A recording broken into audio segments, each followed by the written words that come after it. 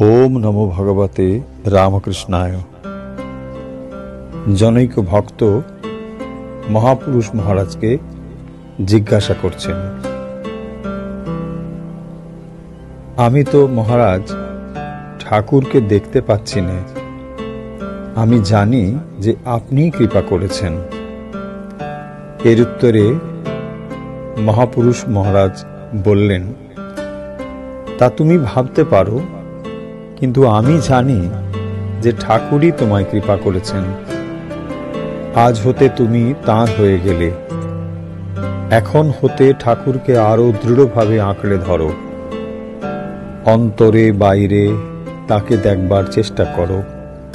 তাকে খুব আপনার মনে করবে। এ সংসার তো দুদিনের। পিতা মাতা স্ত্রী পুত্র কন্যা আত্মীয় স্বজন এসব সম্বন্ধই মাইক, দুদিনকার। কিন্তু তার সঙ্গে আমাদের যে শাশ্বত সম্বন্ধ, দেহের নাশে সে সম্বন্ধ নষ্ট হয় না। আজ যে অমোঘ বীজ তোমার হৃদয়ে বপন করা হলো, তা প্রেম ভক্তিরূপ বাড়ি সিঞ্চনে দিন দিন বর্ধিত হয়ে ক্রমে মহা অমৃত বৃক্ষে পরিণত হবে এবং তোমার জীবনে চতুর্বর্গ ফল দান করে তোমার সমগ্র জীবন মধুময় করে দেবে। তুমি পূর্ণ কাম হয়ে যাবে। ভক্ত, আমি তো মায়ামুগ্ধ সংসারী জীব, নানা বন্ধনের মধ্যে পড়ে হাবুডুবু খাচ্ছি। সংসার বিপাকে ডুবে গিয়ে যাতে আপনার শ্রীচরণ ভুলে না যাই, এই আশীর্বাদ করুন। সংসারে কিভাবে থাকতে হবে যাতে একেবারে ডুবে না যাই, সে বিষয়ে একটু উপদেশ দিন। এ অধমকে যে করেই হোক ত্রাণ করতে হবেই। ইহা বলিয়া ভক্তটি সাশ্রু নয়নে মহাপুরুষজির চরণ যুগল ধারণ করিলেন। ভক্তটির ব্যাকুলতা দেখিয়া তাহার প্রদীপ্ত মুখমণ্ডলে করুণার ছবি ফুটিয়া উঠিল। কম্পিত কণ্ঠে স্নেহ ভরে তিনি বলিলেন, বাবা, তোমাকে তো বলেছি যে আজ তোমায় ঠাকুরের চরণে সঁপে দিয়েছি, আর তিনি তোমায় গ্রহণ করেছেন ও তোমার সব ভার নিয়েছেন। তোমাকে গ্রহণ করবেন বলেই তো তোমার প্রাণে দিব্য প্রেরণা দিয়ে এখানে এনেছেন। আজ তোমার নবজীবন লাভ হলো। ঠাকুর যদি সত্য হন, তো আমরা যা বলছি তাও সত্য। তুমি কায় মনোবাক্যে তাঁর শরণাপন্ন হয়ে তোমার সমস্ত ভার তাঁর উপর সঁপে দিয়ে ঠাকুরকে কাতর প্রাণে ডেকে যাও। ব্যাস, আর কিছু করতে হবে না। তিনি সর্বাবস্থায় তোমায় দেখবেন।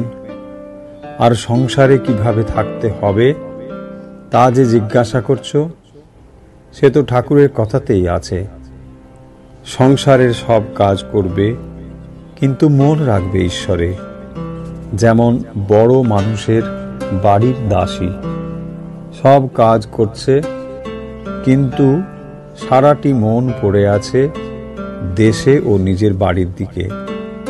তেমনি সংসারে থাকতে হবে অনাসক্ত হয়ে।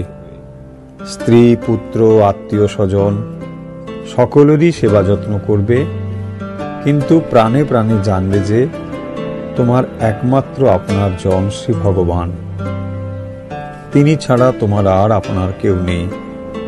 তা বলে স্ত্রী পুত্রদের অবহেলা করবে না। তাদের ভগবৎ প্রেরিত জীব জ্ঞানে, ভগবানের অংশ জ্ঞানে যথাশক্তি সেবা করবে। তাদের সঙ্গে ঈশ্বরীয় প্রসঙ্গ করবে এবং তাদের মনও যাতে ভগবানমুখী হয় তার চেষ্টা করবে। সংসারে থাকবে, কিন্তু মন যেন সংসারে আবদ্ধ হয়ে না থাকে। আর ঠাকুর বলতেন, বিচার করা খুব দরকার। সংসার অনিত্য, ঈশ্বরই একমাত্র নিত্য ও সত্য বস্তু। টাকায় কি হয়?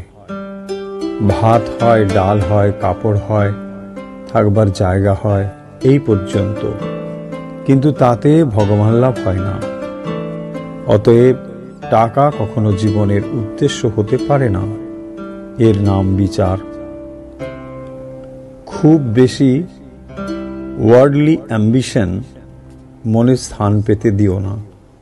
সাধারণভাবে জীবনযাত্রার বন্দোবস্ত তো করে নিয়েছো, তাতেই সন্তুষ্ট থাকবে। মনের স্বাভাবিক গতি নিম্ন দিকে, কাম কাঞ্চন ও মান যশের দিকে। সেই ছড়ানো মনকে গুটিয়ে এনে শ্রী ভগবানের পাদপদ্মে লীন করতে হবে। জীবনে সব চাইতে বড় অ্যাম্বিশন হল ভগবান লাভ।